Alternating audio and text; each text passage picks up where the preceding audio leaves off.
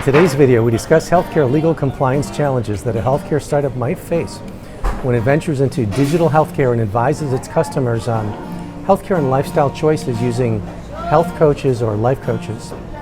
We'll talk today about legal boundaries between practicing medicine on one hand and health coaching on the other, and how to navigate this uncertain legal terrain. I'm Michael H. Cohen, founding attorney of the Cohen Healthcare Law Group. We've advised over 1,000 healthcare industry clients on healthcare and FDA legal issues. These clients include healthcare startups that do integrative medicine, functional medicine, telemedicine, or have a management services organization, or MSO, serving as the management and marketing arm, whether in a brick and mortar setting, I guess we have bricks and mortar here, or via digital or mobile health. We've represented both licensed practitioners such as medical doctors, companies like medical spas, and healthcare organizations that use both licensed and non-licensed practitioners such as health coaches and life coaches. Again, how you style health coaching matters not only to individual practitioners but also to the companies that are using health coaches as part of their telehealth offerings to customers.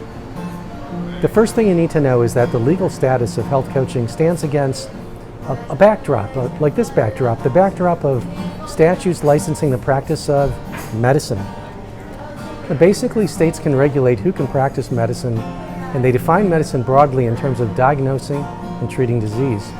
What this means for health coaching is that it's important to steer clear of activities that could be viewed by enforcement officials as diagnosis or treatment.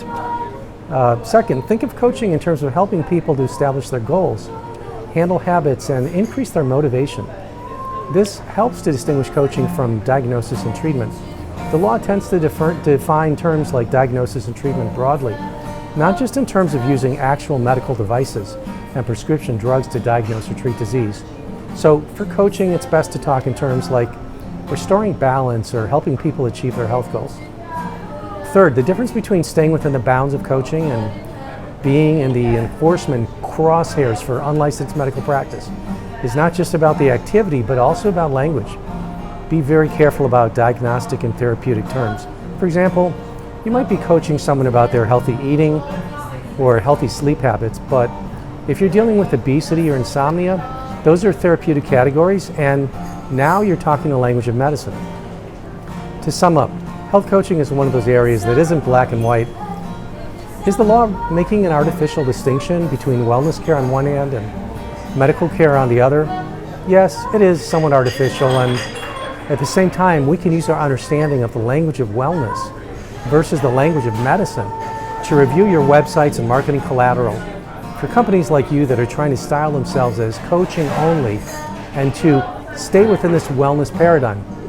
The reality is that there are very few, if any, state statutes right now that actually use the term coaching or health coaching, yet every state does have laws defining the practice of medicine. So really what we're trying to do for you is help you avoid enforcement for unlicensed and corporate practice of medicine.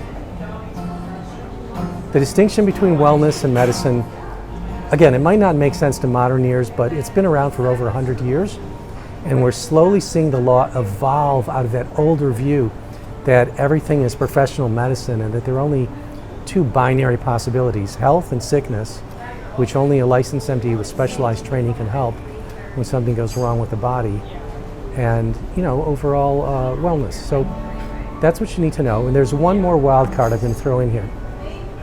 And that's how states define nutrition. In states where these definitions are very strict or enforcement is severe, non-licensed health coaches could be at risk. Now, California is fairly liberal in terms of giving nutritional advice under the Business and Professions Code, section 2068. So what can we do? We won't necessarily tell you that there are green light states where coaching is unregulated or allowed, but we can go state by state to assess what the risks are for unlicensed practice of medicine, psychology, or nutrition.